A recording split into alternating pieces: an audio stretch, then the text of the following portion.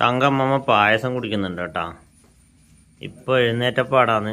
അപ്പോൾ അമ്മ പായസമാക്കി കൊടുക്കുമെന്ന്. റാഗിപ്പൊടീനെ കൊണ്ട് ഉണ്ടാക്കിയ പായസമാണേ. പാലെല്ലാം തൊട്ടിട്ട് അങ്ങനെ ആക്കിയതാണ്. രാവിലെ അടുത്ത അമ്മമ്മനെ കുളിപ്പിച്ച് നല്ല സുന്ദരിയാക്കി മുടിയെല്ലാം കെട്ടി കൊടുത്തിട്ടുണ്ടാ. എന്നിട്ട് അപ്പം രാവിലെ പോയി കടന്നിയാ. ഇപ്പോൾ എഴുന്നേറ്റപ്പാടാം. അപ്പോൾ മൂഡ് ശരിയായിട്ടില്ല. എന്നിട്ട് ചോറ് കഴിക്കൂല. പായസമായതുകൊണ്ട് അമ്മമ്മ കഴിക്കുന്നുണ്ട്. നമ്മളെ സുന്ദരി നായ്ക്കുട്ടി ഇവിടെ കിടക്കുന്നുണ്ട്. കോഴികളെല്ലാം ഇങ്ങനെ പുറത്തുണ്ട്.